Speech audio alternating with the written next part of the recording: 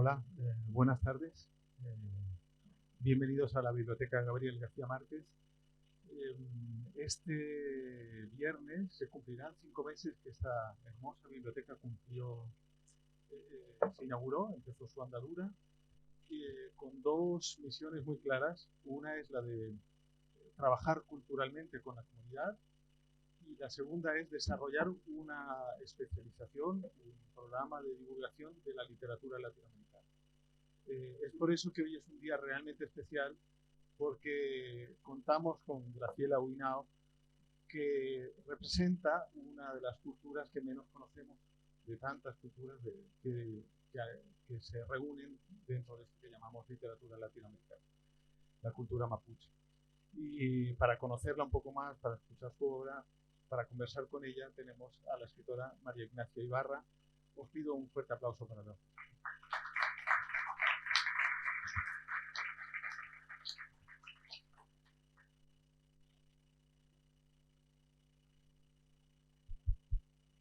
Maimai Daniel, Maimai Compuche. Buenas tardes a todas, todos, todes. Bueno, primero que todo, para mí es un verdadero honor y una alegría aquí estar contigo, Graciela, poder presentarte, poder conversar sobre tu libro. Y agradezco mucho esta oportunidad y el espacio. Bueno, voy a hacer aquí una breve presentación. Graciela, bueno, es una escritora y poeta mapuche huilliche. Nació en Rahue, ubicado a 36 kilómetros de Osorno, o Chauracahuín en lengua mapuzungún, en la comunidad de Hualinto, la misma que le daría el título a su primer libro, que aquí, ahí está. Su relación con la escritura nació a muy temprana edad. Su madre falleció cuando ella tenía 13 años y su padre trabajaba en un molino gran parte del día, por lo que Graciela pasaba mucho tiempo sola y ahí empecé a escribir. Esto lo leí ahí en información de internet. Se me hace importante también nombrar a tu madre y a tu padre, tus ancestras, porque, bueno, está muy presente en tu literatura y creo que es muy también importante traerla aquí a un momento como este. Bueno, en varias entrevistas Graciela ha comentado que en su adolescencia dejó su hogar como toda mujer mapuche obligada a emigrar. Se trasladó a Santiago, la capital del país, para terminar la enseñanza escolar y se radicó en la ciudad luego de la muerte de su padre. Trabajó como asesora del hogar, en un supermercado y en una panadería, hasta que consiguió ahorrar el dinero suficiente para publicar sus versos y relatos. Pese a que desde pequeña escuchó a su padre y abuela hablar en mapuzungún, el miedo a que fuera discriminada hizo que nunca se lo enseñaran a ella. Ella cuenta que siempre escuchó hablar a su padre y abuela en la lengua de la tierra, pero a ella no se le inculcaron para protegerla del racismo imperante en la sociedad chilena. Sin embargo, cuando ella comenzó a escribir, sintió la necesidad de que su poesía se leyera también en su lengua ancestral. La Loica fue el primer poema que publicó Graciela en 1989, una obra que hace referencia a sus raíces, a su historia aprendida en medio de los fogones de su infancia y juventud, y que fue publicada también en Estados Unidos en 1994. En 2001 se consolidó en el medio con la publicación de Hualinto, su primer libro, un poemario bilingüe mapuzungún-español que por su éxito contó con una reedición trilingüe que incorporaba la traducción al inglés. Fue así como Gabriela Huinao se convirtió en la primera mujer mapuche que publicó libros de poesía, relatos y que fue traducida al inglés. A partir del 27 de marzo del año 2014, es la primera mujer mapuche miembro de la Academia Chilena de la Lengua, gracias a su mérito como poeta, gracias a lo que ella misma dice, que como un pájaro empezaron a volar mis versos. Graciela disfruta del hecho de haber sacado de la periferia la voz de las mujeres mapuche y dice lo siguiente, abro cita: me gusta sentir la idea de que mi nombre quedará registrado por toda la eternidad y que mi pueblo sabrá que una persona con género femenino hizo algo por sus orígenes y por todos los ancestros que corren por mis venas. Por ese motivo escribo sobre los recuerdos de mi hogar en Osorno, los paisajes y los sufrimientos de la gente de mi tierra. Bueno, muchas gracias, Graciela, por venir, por estar aquí, por darnos la oportunidad de escuchar tu palabra. Y bueno, ahora te doy el pase para que comience este concierto, este recital de poesía que nos has preparado para nosotras el día de hoy. Mari Mari Compuche, hay un culenta que está contento en mi corazón. Y agradecer a la biblioteca por recibir mis cantos, por recibir mi poesía, y a ustedes por haber venido. De todo corazón les doy las gracias porque de alguna manera se están acercando no solamente a esta poeta que está hablando, sino que se están acercando al corazón de mi pueblo, un pueblo que a lo mejor no han escuchado mucho de él, pero que tiene una historia milenaria y que ha sabido permanecer en ella hasta la fecha y que aún sigue luchando por la tierra, que es lo fundamental para un pueblo, para sobrevivir. Y como dices, sin proponérmelo, porque nunca hice un estudio, fui la primera mujer indígena en publicar un poema, un libro. Y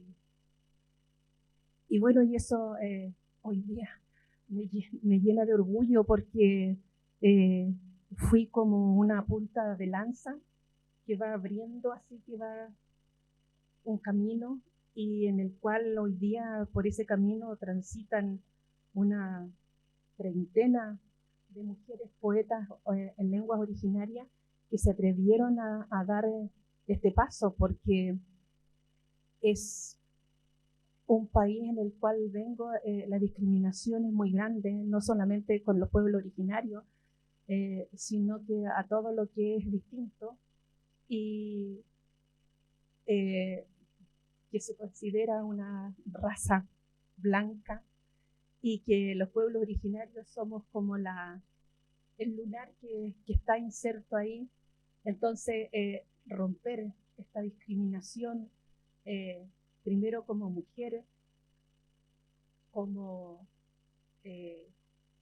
pobre y como mapuche, fue muy difícil, pero sin embargo lo logré. Y bueno, aquí estoy con mis versos, con mis relatos, con mis cuentos, y de esa manera también me insertaba no solamente en mi pueblo, sino que también en la sociedad chilena, y he también roto otra frontera en la cual mi voz ha llegado. Así que les agradezco de todo corazón por interesarse en conocer a través de mis versos la historia de mi pueblo, que es una historia muy sufrida, aguerrida, y que, como dije anteriormente, no ha dejado de luchar, sigue todavía en la lucha. Y mi poesía, los versos, también es una forma de luchar. A lo mejor en este minuto mis hermanos están en el sur, en Chile, tirando piedras, defendiendo sus territorios. Yo lo hago desde mi trinchera, que es la poesía, lanzando versos. Y para derribar esto que tienen no solamente la sociedad chilena, sino que en la mayoría de los pueblos donde he conocido, que la discriminación es muy grande. No sé por qué el ser humano nace con un bicho, una infección en la mente que se llama discriminación, y que si no eres igual a ti, no entras en ese lugar. Por lo tanto, el pueblo mapuche siempre ha estado al margen de la sociedad chilena, pero hemos sabido salir adelante, hemos salido con dificultad, y hoy día estamos somos un pilar en la sociedad chilena culturalmente. Y eso es gracias a nosotros, al esfuerzo, a la garra, porque nadie nos dio nada, solamente fuimos nosotros los que hicimos el neque para poder romper esta capa de discriminación y salir adelante.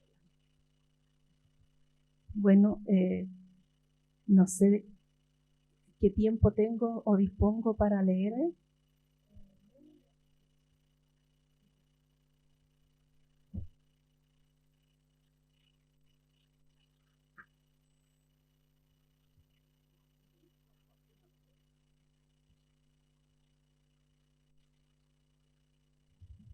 Voy a empezar con un poema que se llama La vida y la muerte se hermanan, y que digo que este poema lo hice a medias con mi padre, aunque él había muerto cuando yo lo escribí, pero lo hicimos a medias. La vida y la muerte se hermanan. Al mirar atrás, puedo ver el camino y las huellas que voy dejando. A su orilla árboles milenarios se alzan, con algún cruce de amargas plantas, pero es equilibrada su sombra desde la huerta de mi casa. Allí aprendí a preparar la tierra, la cantidad de semilla en cada melga, para no tener dificultad en aportarla. Es tu vida, me dijo una vez mi padre, colocándome un puñado de tierra en la mano. La vi tan negra, la sentí tan áspera. Mi pequeña palma tembló. Sin miedo, me dijo, para que no te pesen los años. La mano de mi padre envolvió la mía, y los pequeños habitantes dejaron de moverse dentro de mi palma. El miedo me atravesó como punta de lanza. Un segundo bastó y sobraron todas las palabras para mostrarme el terror a la muerte que todos llevamos.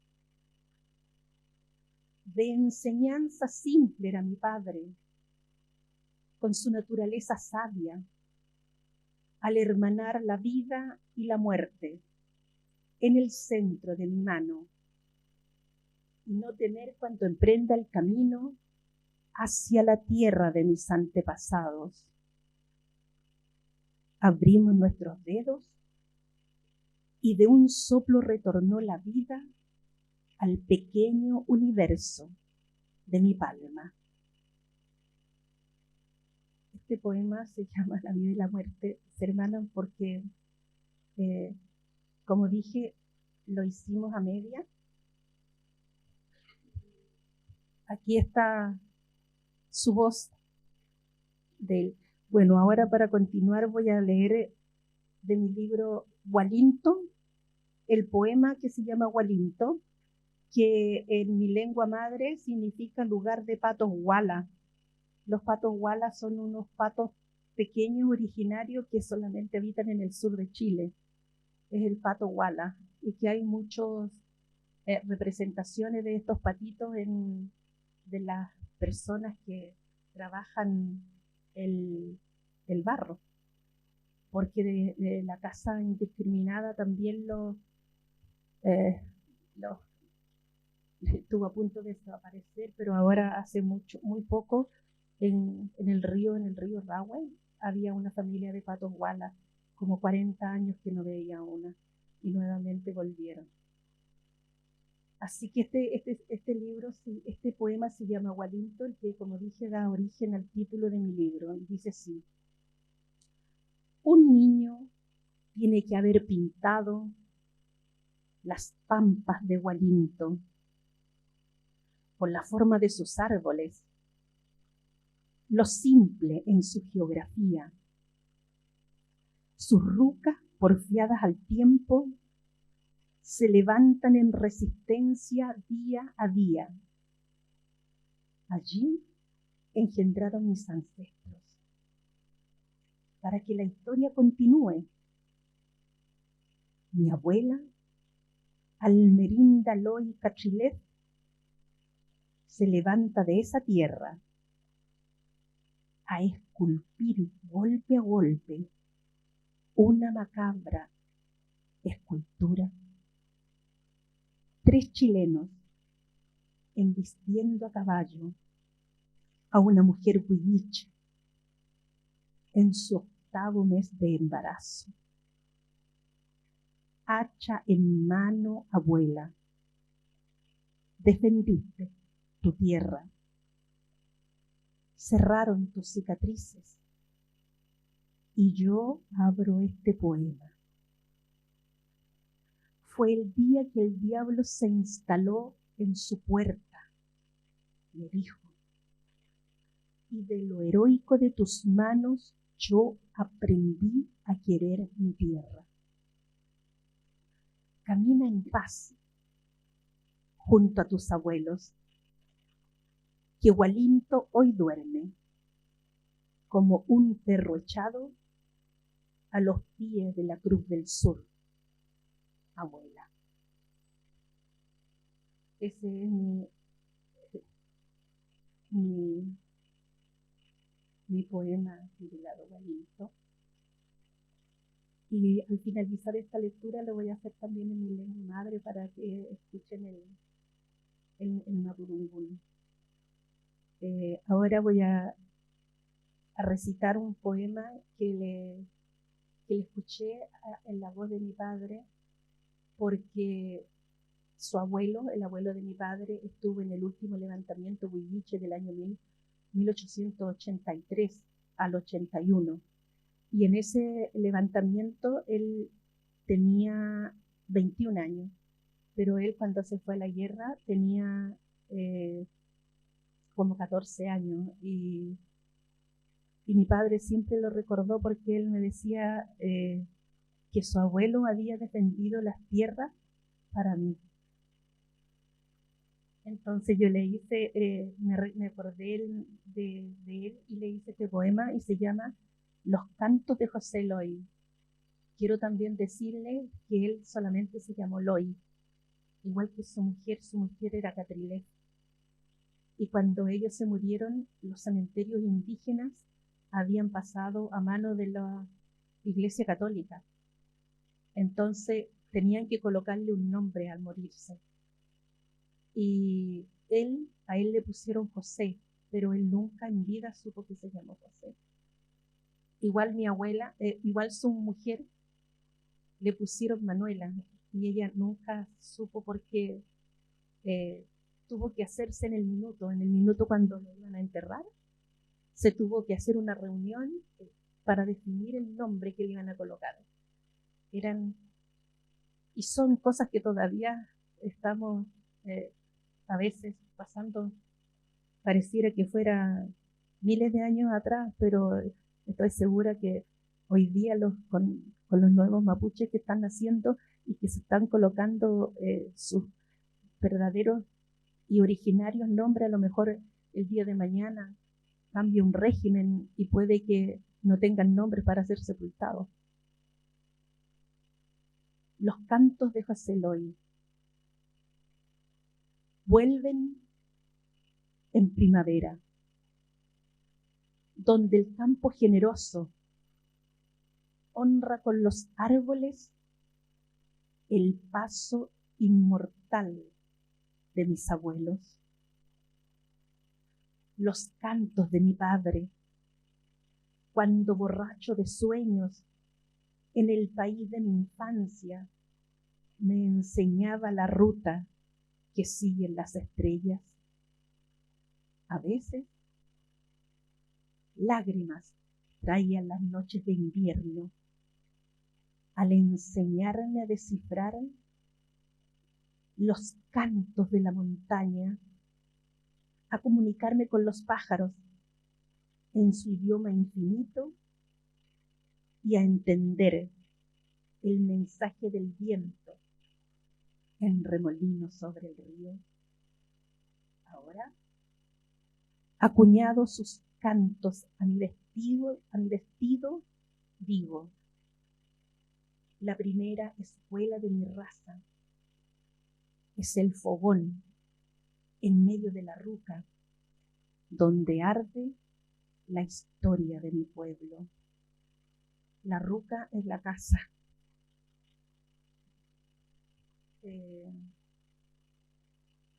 No sé si quieres aportar algo. No, que de hecho estaba pensando en eso mismo del fogón, que tú también, bueno, que le da también el nombre al título de tu novela.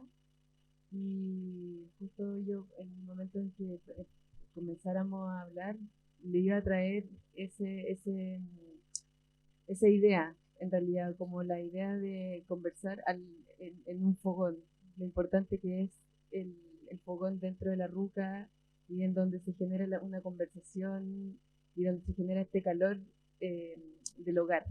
Y en realidad eso es tan importante como la palabra, el parlamento dentro de la cultura mapuche, y que eso también yo de hecho quería traer aquí justo como para que sintiéramos que estábamos dentro de un espacio, un fogón literario. Claro, sí. Es que no hay, la ruca, la casa,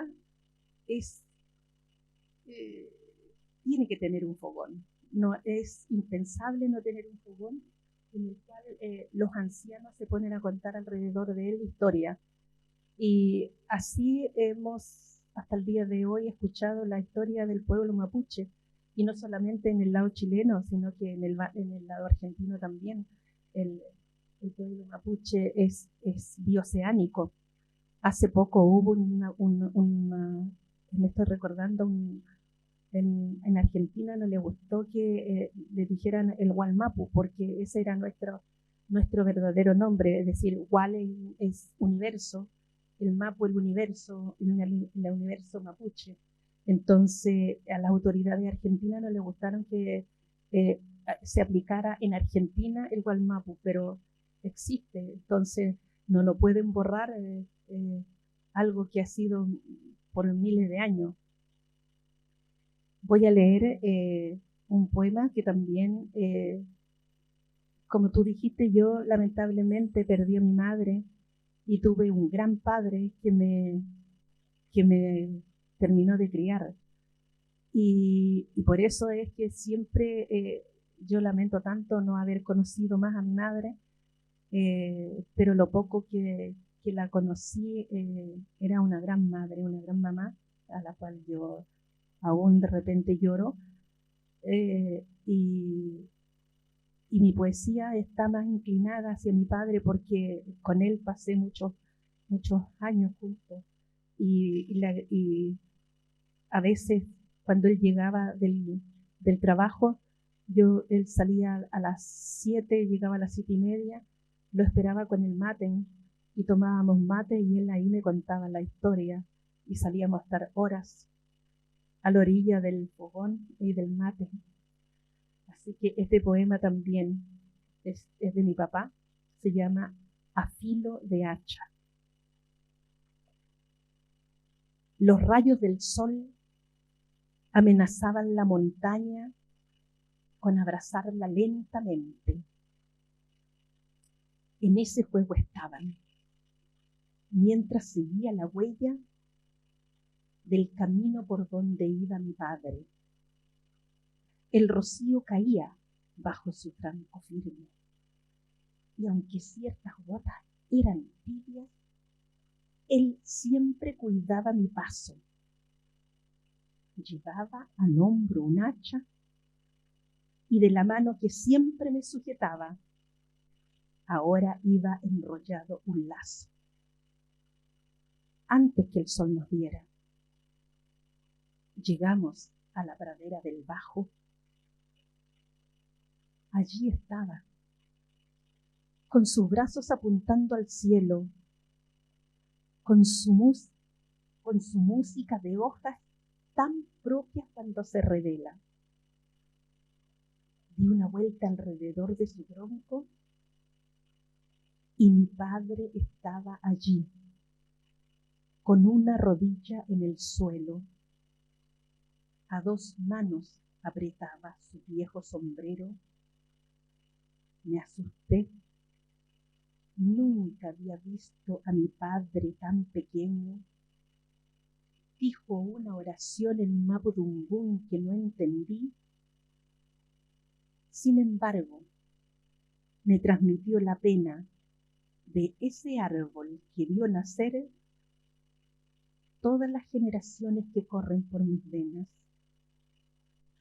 El sol le dio primero al árbol y bajó por sus hojas como por una lenta escalera. A su pie estaban nuestras mejillas llorosas y lentamente calentó el filo del hacha sobre la hierba. Y para ir terminando voy a leer, como dije, en unos pequeños poemas en mi lengua madre y en español.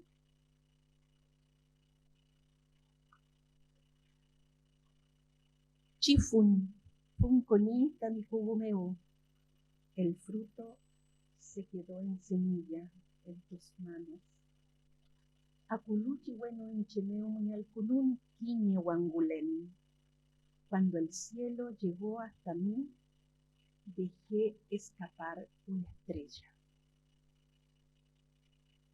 Cuye, chimagun foro coni, ni huilli, lelin, meu.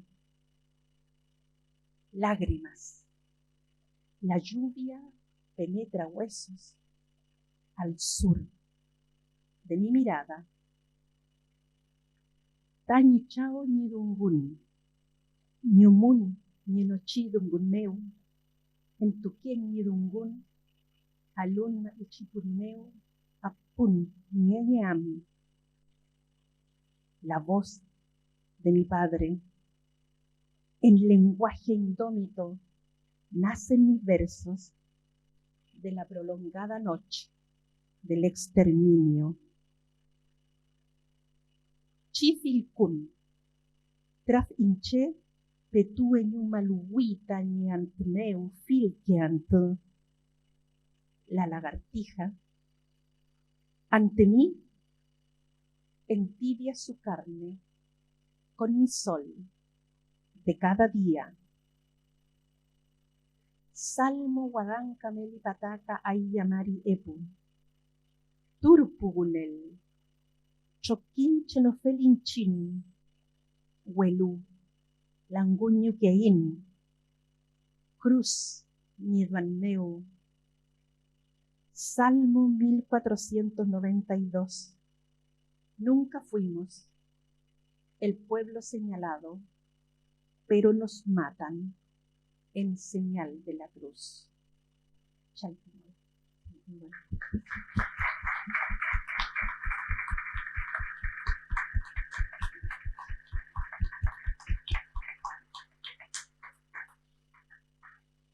Chaltumay, Graciela. Bueno, ahora vamos a comenzar con este tragún, como con este encuentro, conversación sobre principalmente la novela Desde el fogón de una casa de putas Huilliche. Y bueno, primero que todo, a mí también quería comenzar presentándome también a mí como para poder comenzar este intercambio. Bueno, mi nombre es María Ignacia, yo soy, bueno, doctora en antropología y mi investigación la hice en Hualmapu, en Panguipulli, en el LOF de Tralcapulli. Allí estuve trabajando y tejiendo amistad muy fuerte con mujeres mapuches sobre todo, y también en un proceso de lucha y recuperación de un río. el río Huenehue. Y dentro de ese espacio también para mí ha sido como de mucho aprendizaje y de mucha admiración a la cultura y a la resistencia mapuche, y por eso para mí también es muy enriquecedor y muy nutritivo estar aquí contigo conversando, y ha sido un hermoso viaje también leer tu novela, muy conmovedora y que bueno, absolutamente recomendable para entrar en este viaje exploratorio justamente del Gualmapu, de la cultura, de los elementos identitarios, de todo este archivo culinario, eh, muy bonito y muy gráfico también en tu literatura. Y bueno, yo en realidad como para empezar la conversación, te iba a preguntar, eh, bueno, partiendo justamente como por el título, ¿desde dónde nace tu deseo de hablar sobre eh, putas huilliche? Bueno, como dije anteriormente, mi papá me terminó de criar, entonces yo siempre andaba donde él andaba. Él me protegió muchísimo, me cuidó. Entonces siempre decía, donde mis ojos te vean. Entonces, él a veces llegaban las visitas, la gente a la casa, y de repente los hombres se ponían a, mis tíos, primos, amigos, a hablar, no cosas, digamos, donde las mujeres estaban presentes. Siempre hacían como una aquelarre de hombres y se ponían a estas historias que tan sabrosamente ellos contaban, porque este es un traspaso. Yo aquí no inventé nada, sino que solamente yo le condimenté la narrativa con un poco de poesía. Eso fue lo único que yo hice. Estaban ahí y eran mujeres que están ambientadas en la época de la pacificación de la Araucanía, cuando Chile, después de la guerra del 78, cuando fue a guerrear con Perú y Bolivia, el ejército chileno después, por el pago de esa guerra, le dieron todo el territorio mapuche. Entonces los soldados iban y tomaban cualquier parte del territorio mapuche, y a los mapuches que estaban viviendo ahí los mataban o simplemente los corrían al camino, y tenían que abandonar su tierra porque llegaban ellos a hacer sus casas, a levantar pueblos, y así empezaron a poblarse el país. Y estas mujeres eran parte de los mapuches que sufrieron el despojo. Y ellas, algunas tenían hijos, otras no, mujeres muy pobres, eh, eh, que de haber tenido un pedazo de tierra el día de mañana no tenían que darle comer a sus hijos. Sus maridos, algunas murieron, otros no quisieron volver, en fin, hay de todo. Y estas mujeres empezaron a agruparse, y bajo digamos, el amparo o el techo de una que se puso como de cabecilla, como la regenta, a la cual le empezó a dar amparo a estas mujeres. Ellas ninguna sabía leer, ellas no conocían el dinero, entonces ellas vieron de alguna manera que su cuerpo tenía un valor, pero entonces pero no en dinero, no pagaban en dinero, sino que pagaban en producto. En mi pueblo se llama trasquintún, y el trasquintún es un intercambio de productos que se equipara el valor bueno, en este caso, el servicio que ellas prestaban era el sexo, y ellas cobraban, tenían como un trueque.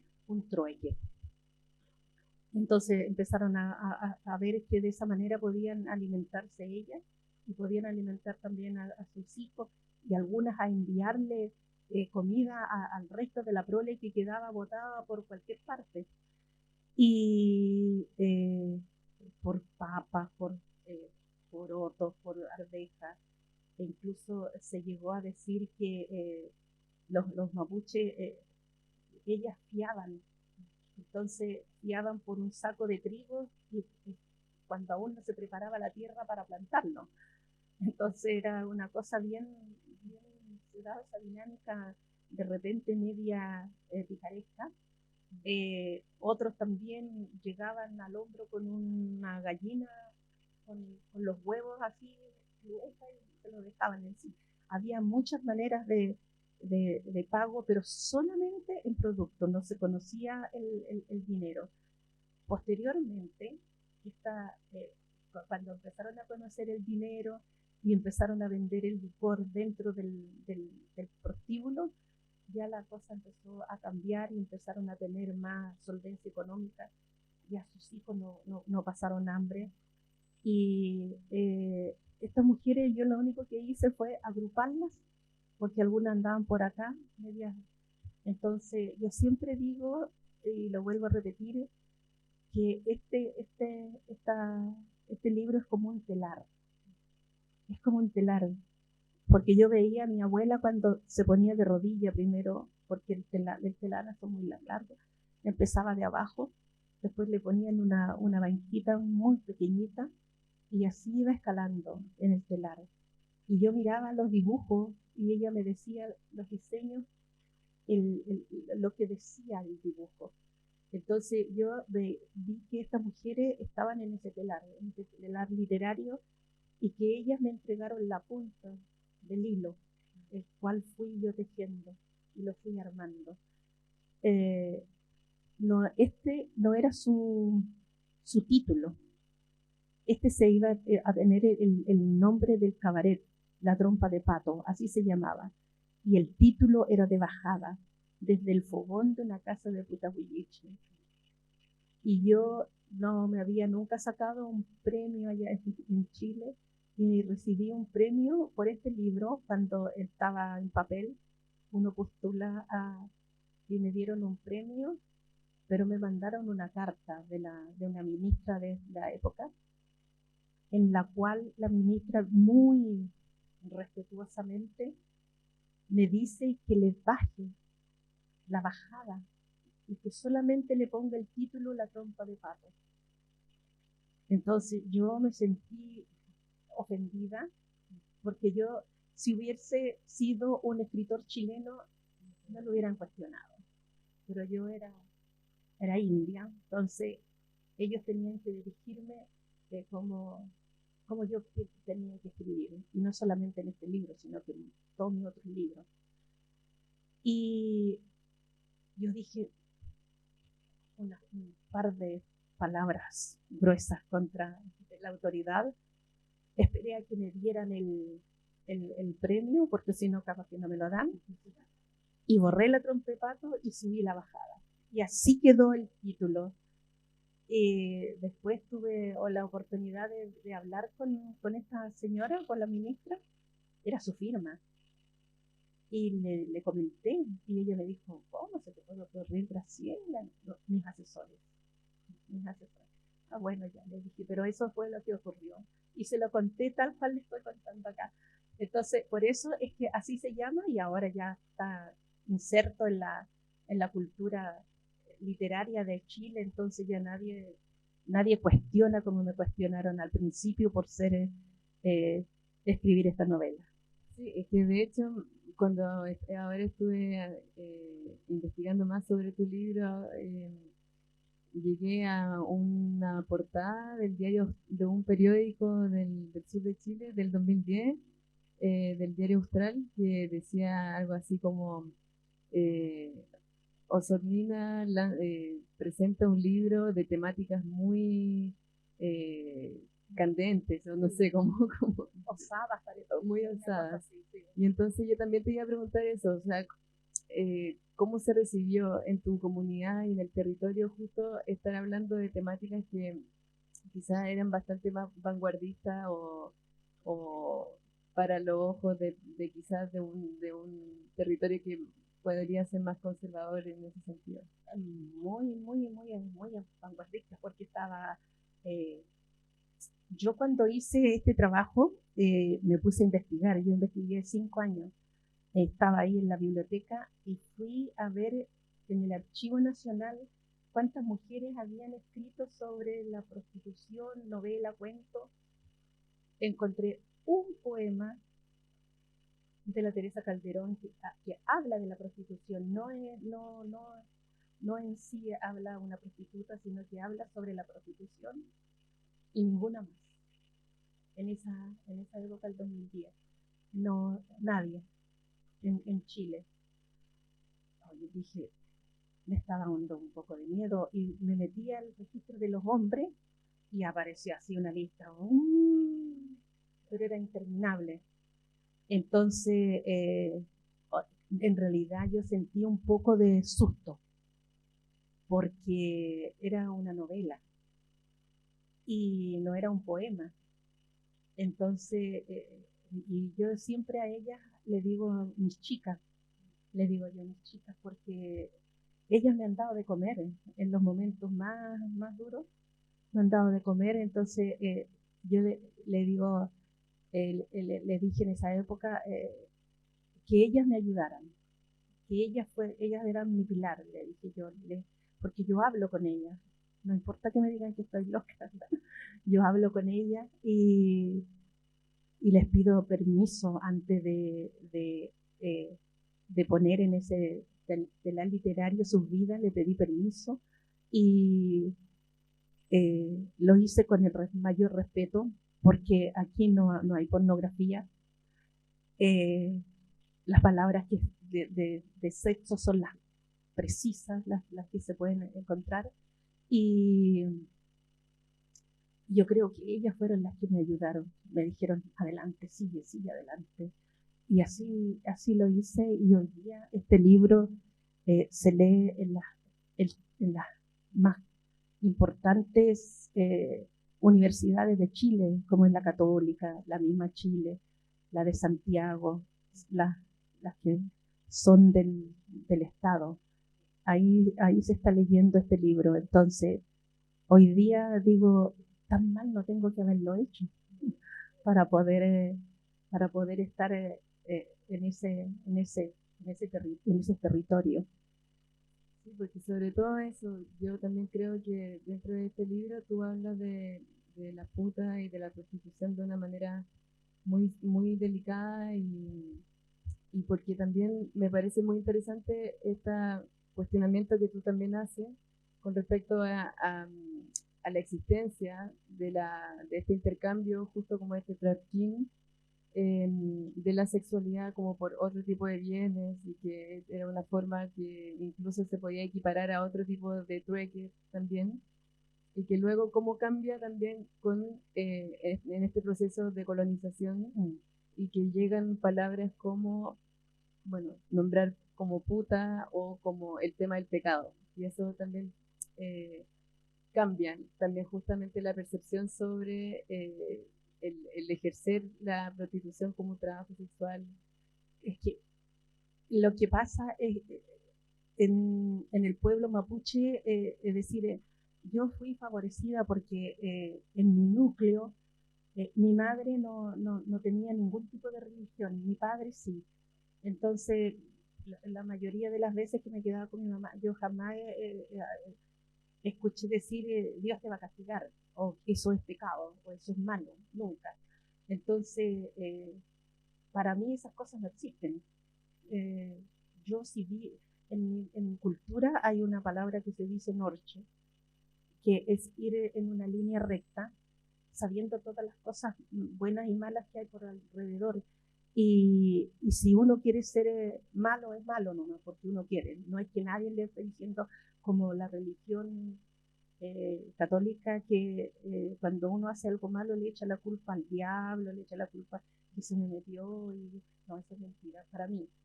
Entonces, igual que Dios, es decir, siempre me busco explicaciones quién es, pero no la encuentro todavía. A lo mejor sí las hay o existe, pero por ejemplo yo le hablaba con una persona, le digo al menos para mí el sol yo lo veo todos los días Entonces, y nosotros somos muy agradecerle a la naturaleza. Eso es, si se ponen, nos vamos al concepto de Dios, porque el concepto de Dios no existe en el pueblo mapuche, así como no existe puta, no existe la palabra pecado, no está en nuestra lengua. Entonces, cuando llegaron los curas, empezaron a buscar algo que se asemejara a Dios, por ejemplo. Le pusieron Neye Chen. Neyen es respiro. Eso es respiro. Y Chen de la persona que está viva, porque nosotros, el Mapudungun son ideas. Entonces nosotros respiramos porque estamos vivos. Y el concepto, porque son ideas del Mapudungun, es decir, cuando decimos Neyechen, estoy diciendo yo soy Dios. El ser humano es Dios. Entonces, no sé si los mapuches que le transmitieron ese Neyechen a los curas lo hicieron sabiendo o como burlándose los curas, o lo hicieron, pero ya está acuñado. Entonces, cuando hablan de Dios, hablan de Neyechen. Es decir, el cura está diciendo, cuando habla de Neyechen haciendo una misa en Mapudungun, está diciendo yo soy Dios. Entonces, los que nosotros sabemos, en realidad sí, puede ser Dios. Entonces, para ciertas cosas, y más en esa época. Y entonces hay muchos conceptos que se asemejan, pero no son ni siquiera parecidos a la realidad.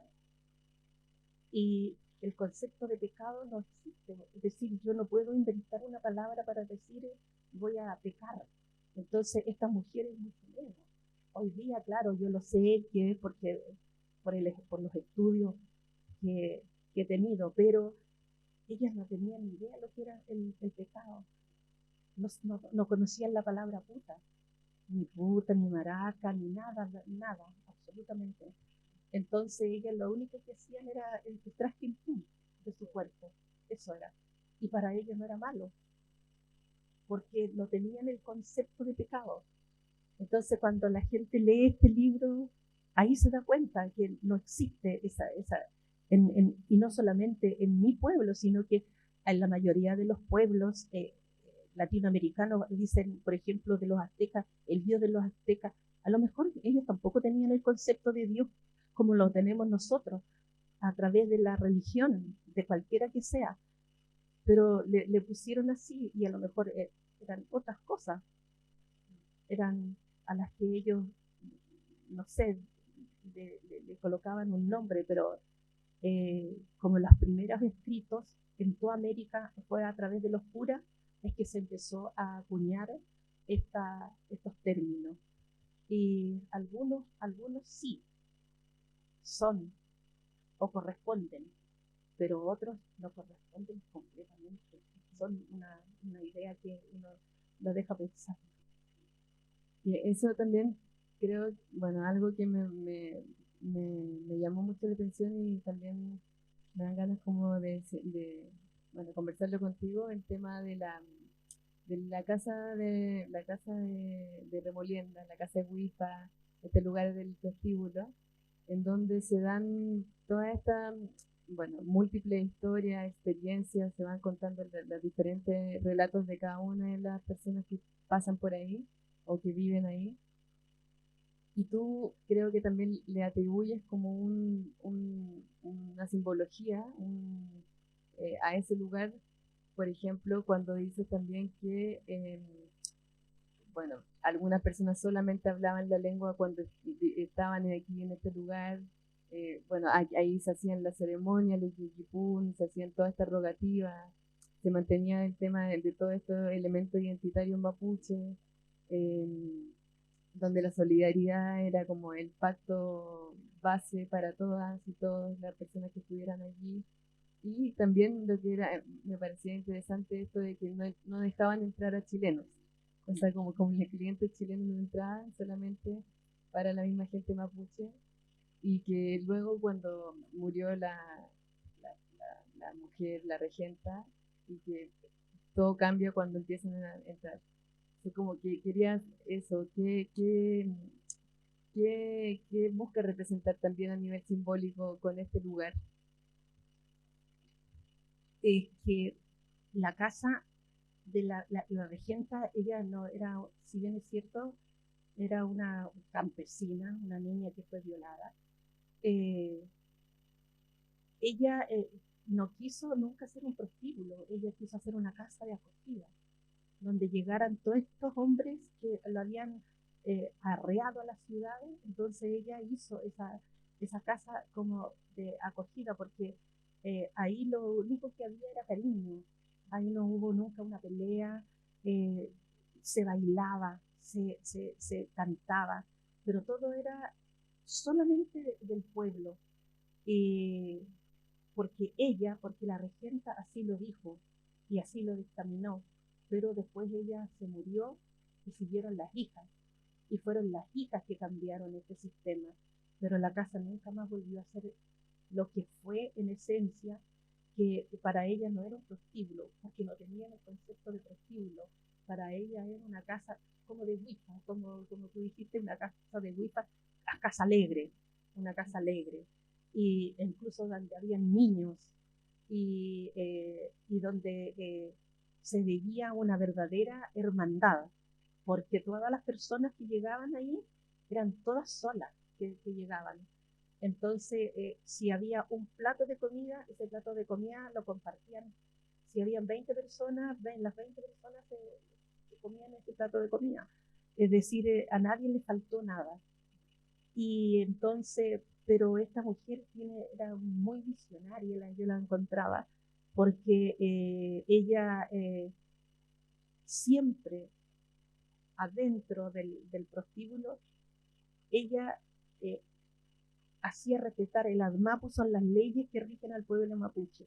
Ella siempre hizo respetar el ADMAPU, por eso es que no hubo ninguna pelea, no hubo ninguna traición, nada.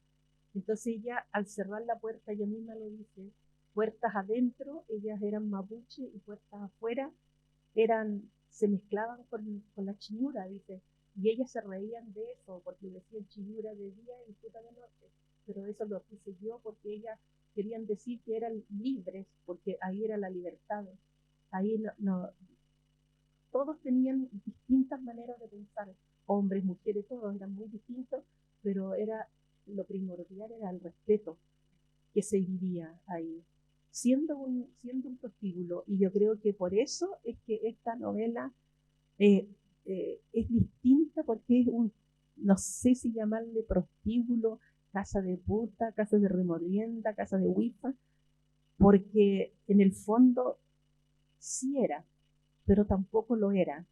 Entonces está así como, pero bueno, ya quedó así la casa de putas, e incluso la marca que llevan estas mujeres, hoy día yo tengo entendido de que hay descendientes de estas mujeres y todavía llevan es la marca de la trompa de pato. Ah, ¿y por qué le puse la marca de la trompa de pato? Porque está muy de actualidad hoy día, porque ellas fueron las primeras mujeres indígenas en pintarse la boca. Se pintaban la boca de rojo, y algunas tenían los labios muy finos, entonces se hacían una boca muy grande. Así, entonces cuando ellas iban a un mercado a comprar sus víveres, sus cosas, entonces ellos cuando ellas veían pasar un huilliche, no le podían hablar, porque era... Entonces ellas estiraban la boca. Entonces los huilliches, al ver esta característica, les pusieron las trompas de pato, porque las chalas eran muy parecidas a los patos. Entonces, por eso el prostíbulo se quedó con el nombre de las trompas de pato, la trompa de pato. Así que eso ocurrió, es decir, hace poco yo supe de que había una descendiente de estas mujeres, pero nunca supe de cuál de ellas era. Sí, porque bueno, eso también de que dentro de esta eh, casa de Wifa, en donde también, bueno, el libro muestra la multiplicidad de experiencias así de lo que, bueno, las diferentes eh, relatos de cada una de los personajes, que son muy diferentes cada una dependiendo de, bueno, de con quién se relacionaban, lo que pensaban, sus proyectos de vida, etcétera. Pero existe esta cosa que como el denominador común, que es la conexión entre ellas como mujeres, como una solidaridad, este apoyo mutuo, que bueno, yo también, lo que también pude ver dentro en el territorio, que eran estas redes de cariño y de ternura entre las mujeres, se constituían como verdaderas redes de resistencia a todos los otros tipos de opresiones que podían existir por, externamente. Y entonces también eso quería saber cómo ha recibido también las mujeres mapuche este libro. De veras que me hiciste esa pregunta. Al principio, a las mujeres y a los hombres no les gustó, no les gustó mucho, porque se contaban cosas que incluso me decían, no, estas cosas no deben ser dadas a conocer porque deben de quedar solamente en el pueblo mapuche. Pero les decía, yo las conozco y siempre yo digo que si yo me voy a morir mañana y si yo no las dejo escritas, se van a perder. Entonces había que escribirla. Para mí fue una necesidad de escribirla, porque no podía, no, no, no, no, no podía irme sin dejarla escrita, y no solamente esta, sino que todos mis libros y todos los que vienen, eh, con respecto a todo al pueblo mapuche. Y no sé, sentí yo esa necesidad de escribirla, y, y se enojaron las mujeres, sí, se enojaron las mujeres mapuche. Y, pero yo seguí adelante pero hoy día no, porque yo siempre les preguntaba, ¿la has leído? No. Entonces no opines, no opines si no la has leído. Primero léela y después opina. Claro, y ahora ya la mayoría de las mujeres mapuche ha leído el libro, y tanto las mujeres como los hombres. Porque también yo le decía, son como niños, cuando le dan la comida, los niños la miran y le dicen, no me gusta, y puede ser una muy rica comida. Entonces no podemos nosotros actuar de esa manera. Nosotros tenemos que primero eh, saber, conocer por qué o cómo se hizo. Y aquí está todo eso, por qué se escribió, por qué se hizo, y todas las definiciones que puedan entregar este libro, o las preguntas que se puede hacer una persona. Están acá las respuestas. Entonces, no, hoy día todas, tengo en, la, en las redes, tengo un pedido enorme, y la mayoría son puras mujeres mapuche que quieren el libro. Sí, porque claro, hay una reivindicación de su práctica, de sus voces, como la trayectoria, toda la fuerza que han tenido que también tener a partir justamente de todo este cruce de opresiones que han tenido que vivir como mujeres, como indígenas, como lo que tú también decías antes, como mujeres empobrecidas, y que aquí se nota en el libro muy fácilmente esto de que han sabido salir adelante aún con todas esas dificultades. Claro, y ellas estaban viviendo la época más dura donde las mujeres eran muy perseguidas. Entonces ellas supieron eh, sobrevivir. Yo a ellas siempre digo que las encuentro como héroes, como mujeres muy aguerridas, muy heroínas, porque ellas sabían que estaban haciendo para la sociedad chilena, como decían la sociedad winca, como dicen, ellas sabían que estaban haciendo algo que no estaba bien para la sociedad, pero ellas eran felices, y ellas siguieron adelante, no les importó lo que dijeran, no sé, ellas conquistaban, ellas conquistaron a la sociedad cuando quisieron irlas a derribar los pacos en esa época en su casa. ellas los conquistaron y ellos no supieron qué hacer porque no habían visto nunca una casa de ese tipo, porque eran, no sé, yo creo que tienen que haber habido en esa época, pero dentro de los mapuches no. Entonces, si bien es cierto, podían haber sido muy despreciadas, pero eran muy respetadas. Y, por ejemplo, esto también te iba a preguntar, porque, bueno, tú bueno, nos has contado cómo ha sido la recepción por parte de los hombres mapuche, las mujeres mapuche, y qué ha pasado con el público no mapuche, tipo la gente chilena o la gente, bueno, que podría ser aquí un público de territorio español, en términos de que también aquí hay relatos de mucha violencia, de mucho racismo, de tortura, de cosas, de mucho dolor provocado justamente por todo este proceso de despojo y colonización. Y, pero bueno, pero creo que lo hace de una forma, con un lenguaje muy delicado y hasta como pedagógico. Entonces también preguntarte así como qué tú soñarías o qué a ti qué te gustaría provocar en el público, digamos, lector, que no fuese mapuche. O sea, en términos... Yo no quiero provocar nada, lo único que quiero es que las conozcan, nada más, porque es probable que en cualquier territorio del mundo hayan existido los prostíbulos, pero yo quiero que conozcan, que las conozcan a ellas, porque así van a poder juzgar si fueron mujeres buenas, si fueron mujeres malas.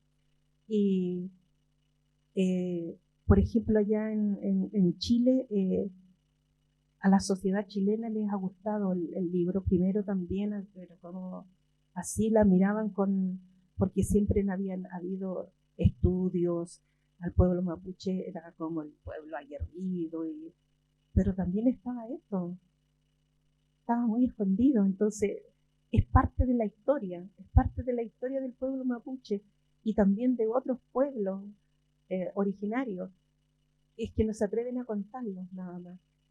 Eso es y yo lo único que conociéndola pueden juzgarla, pero si no las conocen no pueden juzgarla, no pueden hablar sobre algo que no se conoce.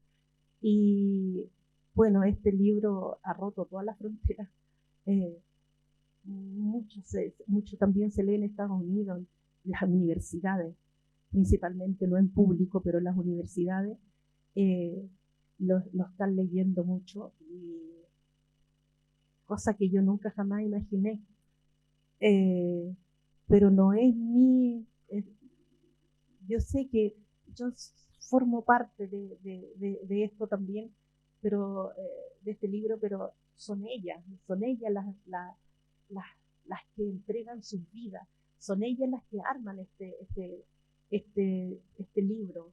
Entonces, ellas son las que tienen que ser reconocidas y no yo, porque para tener en esa época, ser una prostituta en esa época tiene que haber sido demasiado duro, demasiado. Y además, y sobre todo con todas esas vidas muy, bueno, como tú también lo muestras en el libro, de mucha discriminación, mucha violencia desde cuando son de la infancia, desde los colegios, desde cuando, bueno, todo el racismo que se vive constantemente hacia los pueblos indígenas en Chile y bueno, y en el mundo, digamos. Claro, sí, ya. Bueno, sí, este libro sirve un poco para, yo siempre digo que esto es como tener un arma entre las manos, y yo creo que es la arma más linda, la palabra, y si uno dispara la mente con esto, y si la rosa, la mella, hace cambiar un poquito, que se aparte de la discriminación, yo creo que mis chicas van a estar muy contentas. Bueno, en realidad, no sé, sí, vamos a abrir ahora la palabra al público si alguien le gustaría preguntarle algo a Graciela.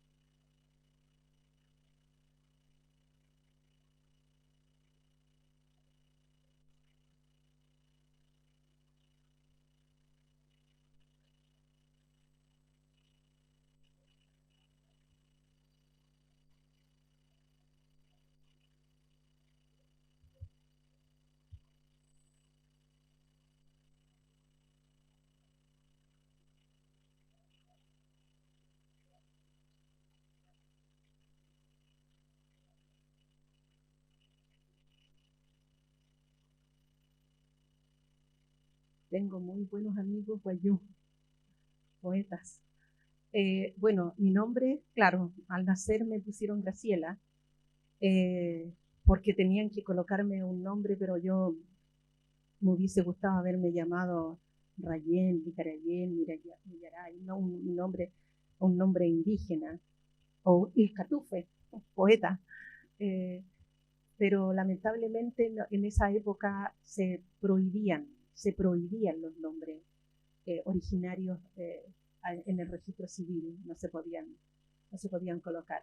Y mi apellido Winawa significa garra de tigre, viene del Willy, que es la uña, y del Nao del Nahuel, el diente de sable, el tigre diente de sable, eso significa. Y a mi abuelo, porque soy Alarcón, Winao Alarcón, mi abuelo era de apellido Chaura. Y cuando fue a hacer su servicio militar, le pusieron un nombre que se llamaba Juan Alarcón. Él nunca supo que le cambiaron el nombre hasta el momento cuando se casó con mi abuela y fueron al registro civil y le dijeron que él se llamaba Juan Alarcón. Habían pasado como 5 años de eso.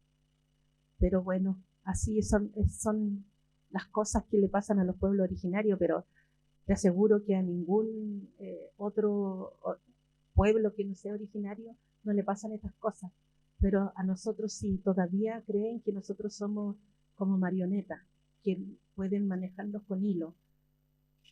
Entonces, al antojo de ellos. Pero hoy día se está reivindicando los nombres y las nuevas generaciones de mapuche le están colocando a sus hijos nombres mapuche como debería ser.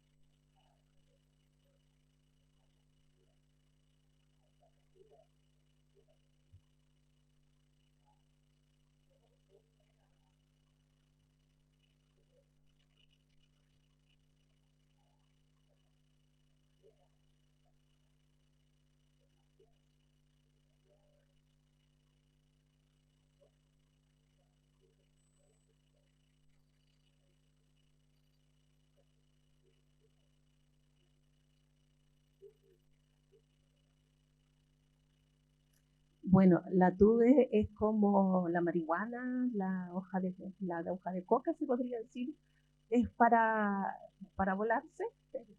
Entonces, yo no lo sé, que cuando llegaron los chilenos, en las Machis hicieron una reunión, una junta, y que nunca iban a decir cuál es la medicina la tuve. Nadie. Yo a lo mejor puedo pasar pisándola y no la conozco. Y las personas a lo mejor que sí la conocen, los mapuches, no lo van a decir nunca. Solamente es un registro que quedaron para las Machis, porque imagínate, o si no, no sé, serviría, si tenemos este poquito de tierra, no quedaría nada por buscando la tuve. Es decir, eh, yo creo que fue una medida para protegerse del pueblo, el pueblo mapuche, de no decir o conocer, decir yo conozco la tuve. Pero mi papá, a él sí, a él se la dieron cuando tenía 12 años, la tuve. Pero él nunca, jamás me dijo cuando íbamos por el campo, esta es, jamás.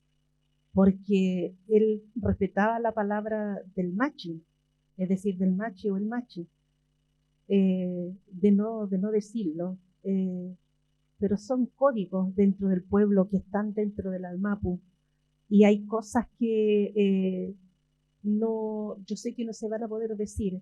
Por eso es que yo hablo, solamente la menciono. Porque, o si no, también podría ser muy, eh, no sé, no queremos eso, de que la gente se dispare buscando la tuve por ahí, por la cordillera. Sabe que antes yo de terminar, quiero leer un poquito, si es que no hay alguna otra pregunta del libro.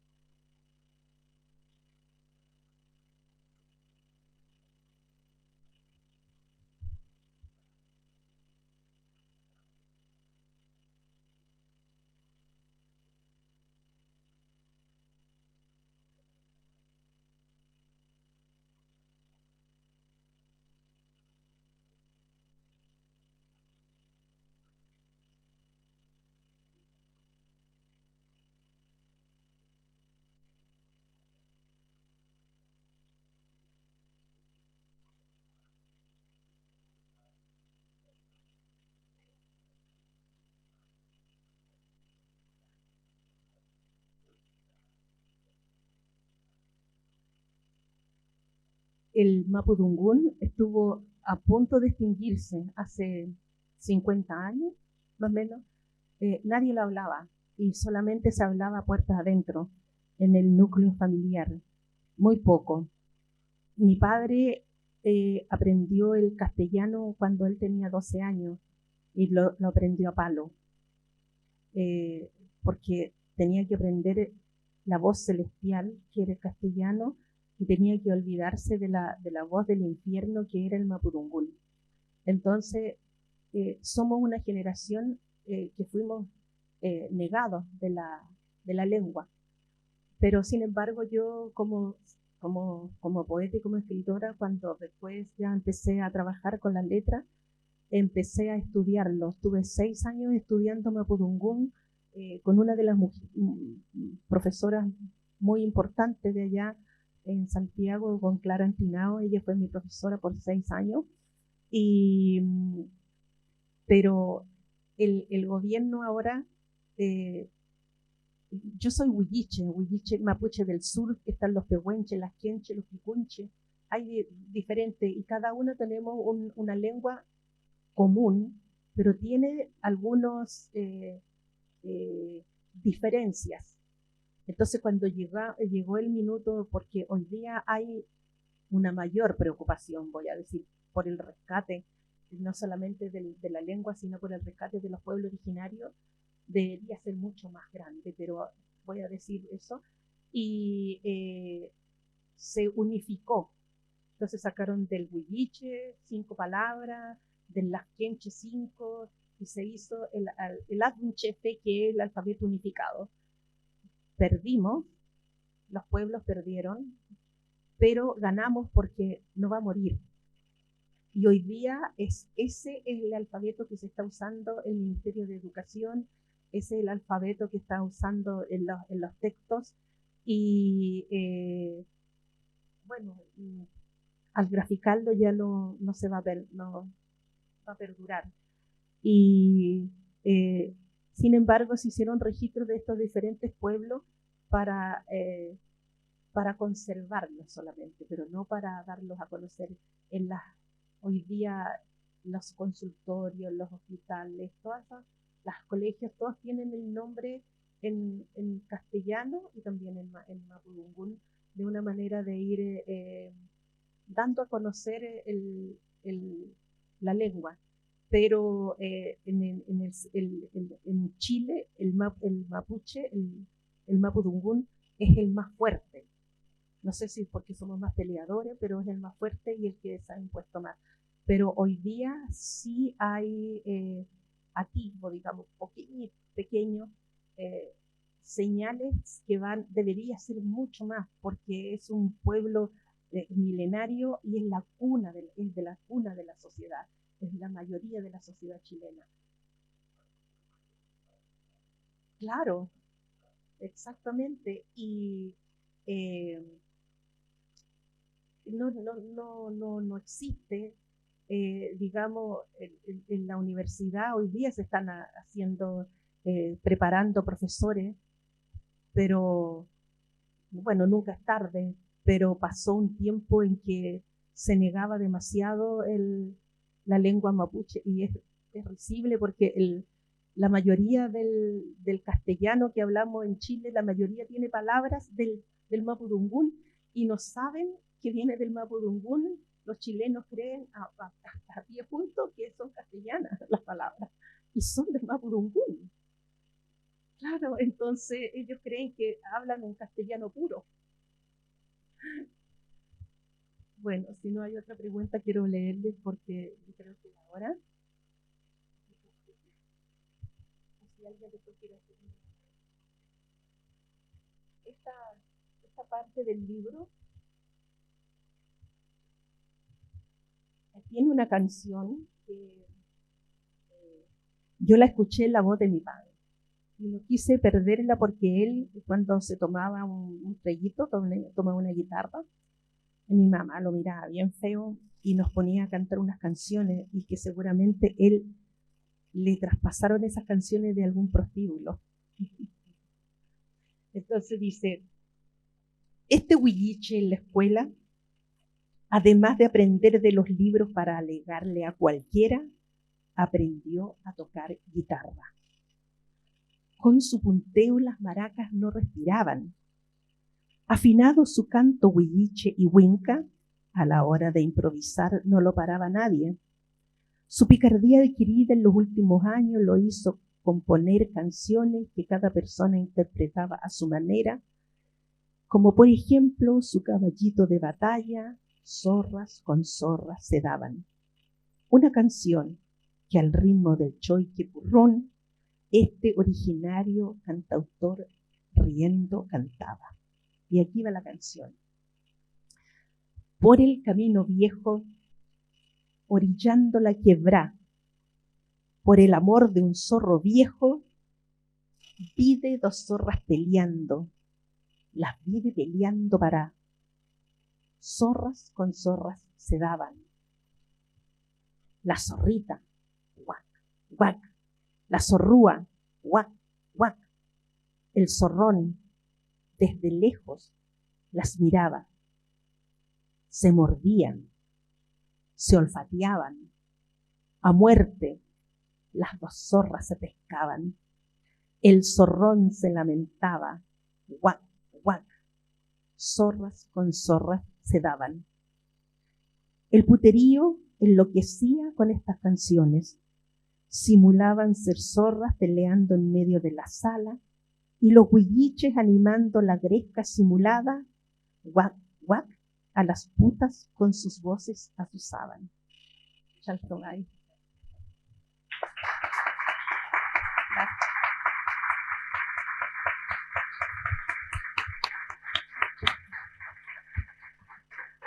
Gracias.